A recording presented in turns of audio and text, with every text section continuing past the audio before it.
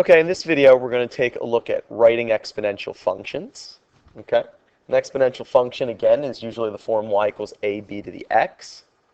Okay, where a is the initial value that you're starting with, b is the multiplier. Okay, x is the number of changes occurring in relation to the initial value, and y is the new value created after those changes have occurred.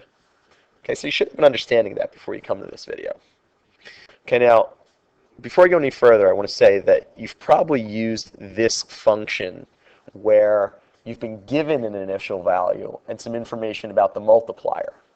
Then you've built the particular function and used it probably to predict what data should occur in the scenario that follows with that function. Okay? This one you're going to work backwards.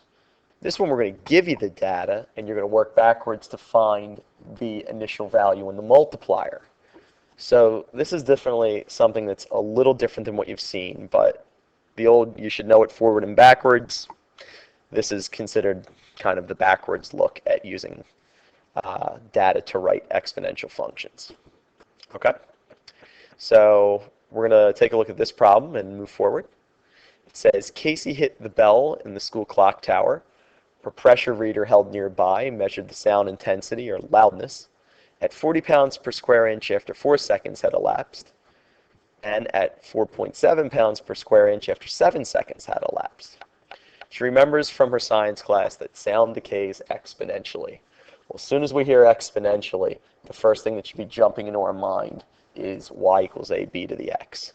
Similarly, if it said something about linear data, you would be thinking about y equals mx plus b. Okay? But here it's exponential, so we've got to train ourselves just with sort of a knee-jerk reaction to say, hey, I want that formula to be used because that's the one that's going to work. Okay, so this is in 3 parts here. It says, name 2 points that the exponential curve must pass through, which sets you up to sort of do this work backwards because you have the data and you work back to find the initial value and the multiplier. And then B says find an exponential equation that models these data, which is what we'll do. That's the real crux of the problem here. And then it says how loud was the bell when it was struck at 0 seconds, which I guess is to say the A value. Okay? So, in part A here, where it says name 2 points that the exponential curve must pass through. Before I do that, I want to just talk about this from the standpoint of independent variable and dependent variable of x and y. Okay? X is the independent and y is the dependent. Okay, so we have 2 things that are going on in this scenario. Something about loudness or intensity.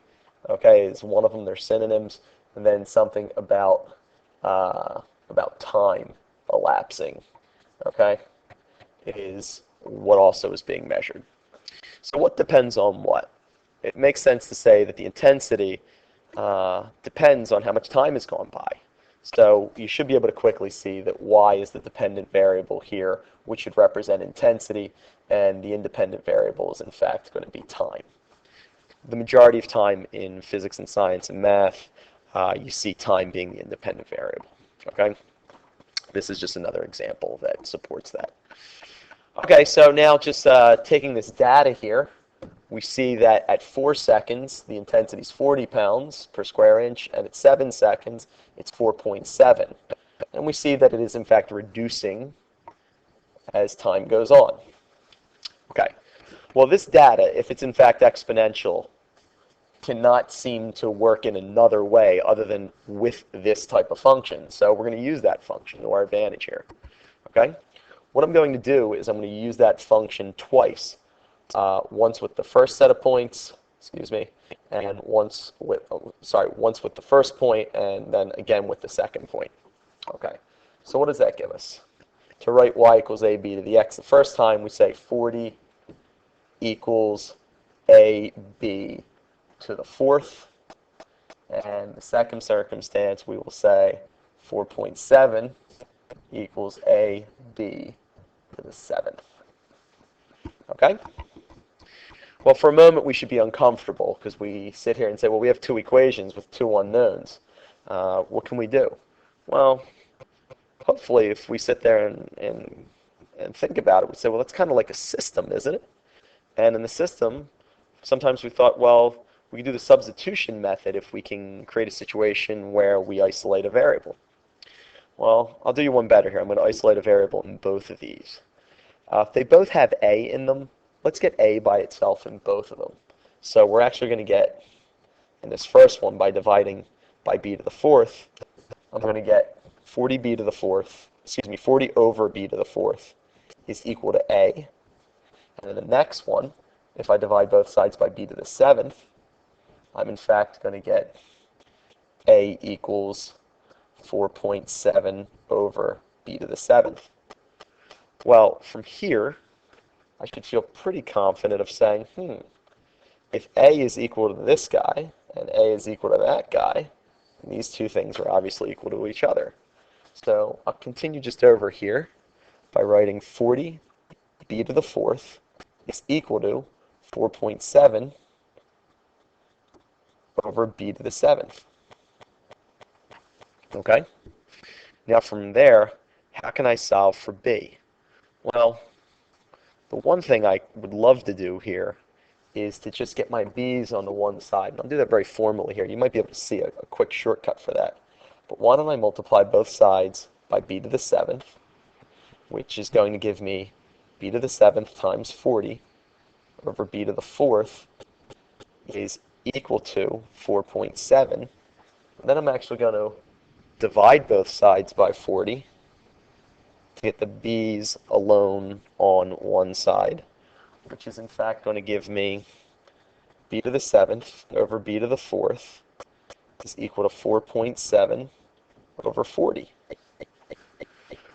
Well, now, something we've probably never done in a standard linear system of equations, we actually see we can apply a property for exponents and subtract those exponents and get b to the third is equal to 4.7 over 40, which I won't simplify because I'm anticipating my next step, which is to solve that equation by raising both sides to the reciprocal of the exponent.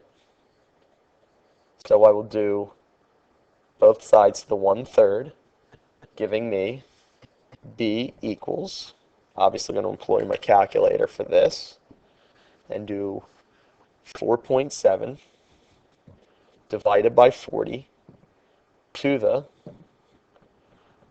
1/3, giving me a b value of 0.48979. I'll round that to 4 places, which is kind of standard with working with exponentials.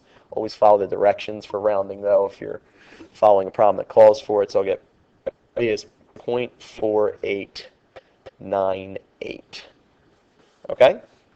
Well, that is the multiplier that we'll use in the y equals ab to the x.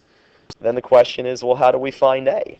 Well, if we take either one of our original equations that don't know, where we do not know a or b, we can just plug that value in for b.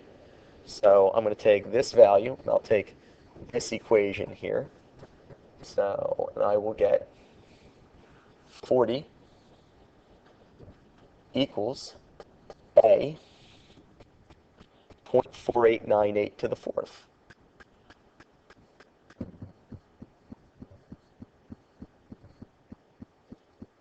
To the fourth. Okay?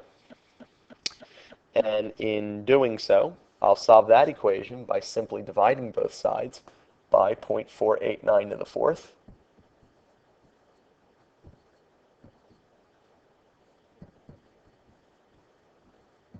And that will allow me to employ these with my calculator again to get the a value, which is going to be 40 divided by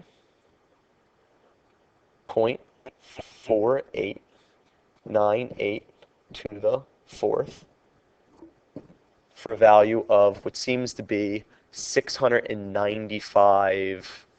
Seems close enough here. Okay.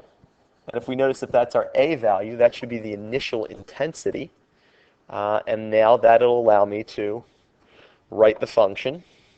So these two things that I'm highlighting here are necessary. A is 695. It's still there even though I scrolled down.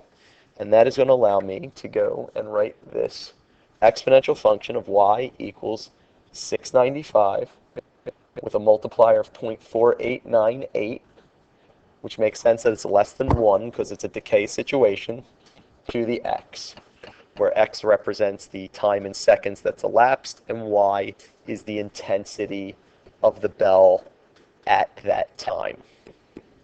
So this was my answer to problem B. Problem C says how loud was the bell when it was struck at 0 seconds. That's just being cognizant of it's asking what is A, which is the initial value, which can be read right from the form of the equation, which means it was 695 pounds per square inch. Okay, so in this problem, I'll just try and change the zoom for a second. There's a lot that goes on here. Okay, I started with being able to create this table so I could determine what data was being worked with. And you notice that, again, this was given data and then working myself back to the multiplier and the initial value.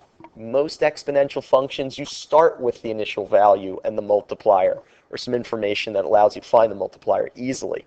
This is kind of, again, working backwards. Okay? So what did it rely on? It relied on using this equation 2 times with the points given, being able to isolate A in both of them so that I could set those values equal to each other. Okay? And then, if you notice here, through a little work, I got my b's on one side. There's a great step here of solving for b by raising both sides to the reciprocal of the exponent that b is being raised to. Okay? And then using that value, again, with either of the original equations. Again, I could have used this equation here. It doesn't matter because the initial value and the multiplier are going to be the same for both equations because it's going to create a function that hits both points. So it's a decently elegant problem. Again, it's taking data and working back to find the function by determining the initial value and the multiplier. So you might want to watch this again. It's got some algebra moves in it that are a little bit hard to follow and hard to master, but with some practice, I think you could do that. They all kind of happen right in there. And from there, I think you will be good. So enjoy.